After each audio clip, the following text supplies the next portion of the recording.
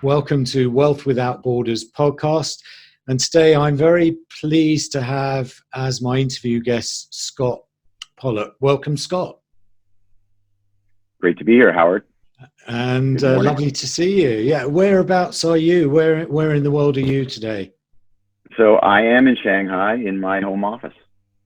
Oh, fantastic. I'm in Shanghai too. We should have actually physically met. So welcome to the world of the digital.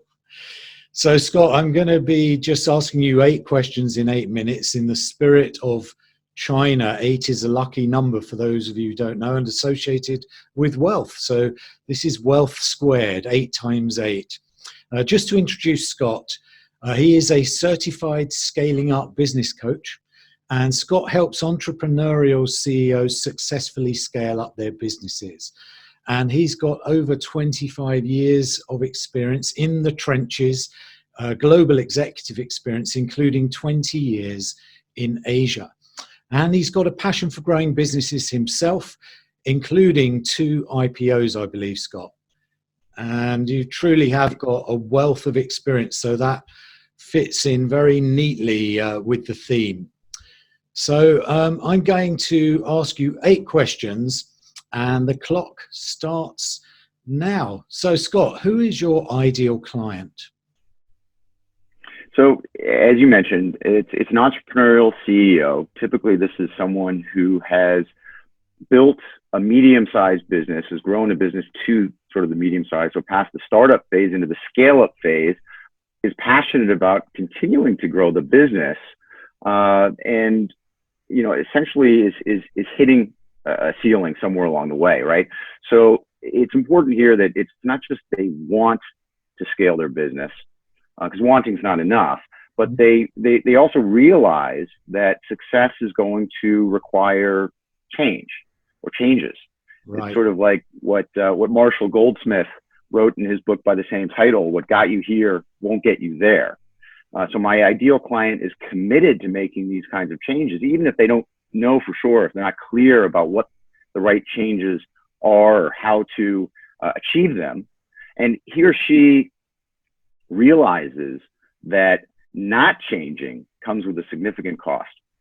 Okay, thank you. And what would you say is the problem that you solve? There's 6 minutes, 46 seconds left. Terrific.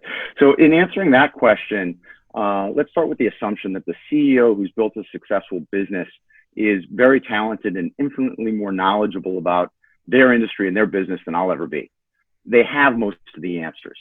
So what I'm helping them with is identifying and focusing on the right questions. That's typically the challenge. And this is particularly true when a CEO is spending more time or perhaps almost all of their time working in the business as opposed to working on the business. Okay. You've kind of answered this in your previous answer just now, but what are the typical symptoms people experience with that problem? 5 minutes, 54 remaining. So, the problem manifests itself in many different ways, but think about it this way. I mean, the CEO and the leadership team is typically spending too much time fighting fires and not enough time building the plans, the processes, and the routines that are needed to scale the business. So their days are absolutely consumed. I recently kicked off, as an example, I kicked off a project coaching a CEO who has 8 direct reports. Doesn't seem like a lot necessarily. For some people, it wouldn't be. For some people, it would be quite a few. And when I started drilling in with the CEO, however, because he not only has to lead all these leaders, but he has to keep up with all of his other responsibilities as the CEO, what became crystal clear was that accountability led to the CEO. Every decision that was important led back to the CEO. And clearly that doesn't scale. Okay, thank you. 4 minutes, 46 remaining. So what are the common mistakes people make when they're trying to solve that problem? You talked about firefighting, everything leading back to the CEO, accountability factors. What would you say are some of the mistakes people make? So I think many CEOs figure they just need to work harder. And the irony there is that as the business grows and the team grows, they also believe or expect, either consciously or subconsciously, that with more people, this should be getting easier. Right. So, it comes down to CEOs trying, in many cases, to do too much at once. And they want their businesses and their teams to do too much at once. It's tied to what I call the entrepreneurial condition. So entrepreneurs have this gift. They see a shiny object and they turn it into a real business. And for most people, that's unfathomable. But with this superpower that entrepreneurs have, there's a flip side, which is that everywhere that entrepreneur looks, they see a shiny object. And of course, they keep shifting priorities and asking their teams to shift priorities. And what does that lead to? It leads to focus keeps shifting, alignment keeps breaking down, and there's drama everywhere. And that just doesn't scale. Right. So they're cursed by their own genius in some respects. And obviously you can't solve the whole problem, right now in 8 minutes. But if you could give one valuable free action that the audience can implement straight away that will help them solve that problem, what would that action be? 3 minutes left. So you're right. There's no one magic bullet, and the bottleneck is almost always at the top of the bottle. That's the reality. So I always, start with the CEO. How can the CEO be more focused? The one free action that I think any CEO can take is think about and write down a personal plan. This is not just about the business. This is about what the CEO wants, from relationships to achievements, from rituals to wealth, from the long term back to the short term. And this is a discipline that I adopted, and it's worked marvelously, and I've brought it to several of my CEO clients. Great. That's really good advice. And we all need those kinds of plans in our lives, I think, to stop some of the chaos you've talked about. And then what would be one valuable free resource that you can direct people to that will further help with that problem? Just over 2 minutes remaining.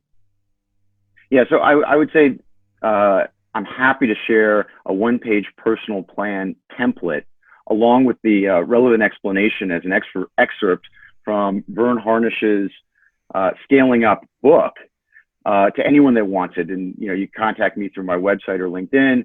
I will send it personally.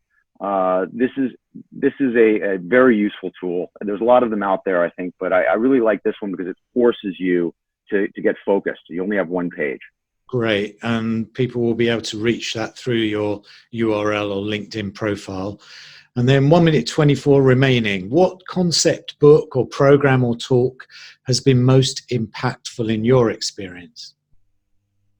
So pretty easy. I mean, I would say the most impactful book that I've ever read, and it's a must read for all of my CEO clients, is Pat Lencioni's The 5 Dysfunctions of a Team.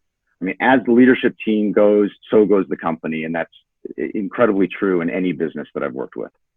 Okay. And you've got a glorious 56 seconds left. What's the one question that I should have asked you that I didn't, that would give great value to our audience today? So the unstated question on the minds of many CEOs is, wouldn't getting a coach be admitting that I don't know how to do my job?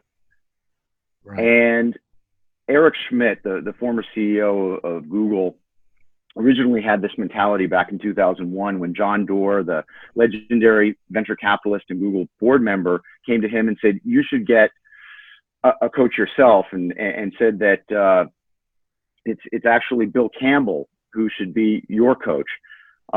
Eric responded, why would I do that? I've already got all the experience. That's why you hired me. But later changed his mind. And Eric wrote a book that characterized this. Okay, we're out of time. Coach. Thank you so much. That was extremely useful, Scott. And I really thank you for your time and your wisdom. Many thanks for checking out Wealth Without Borders podcast. I'd love you to head over to iTunes, subscribe, and leave us a review. And if you'd be kind enough to do that, I would really appreciate it. And then if you want to know more about what I do, check out wealthwithoutborders.net.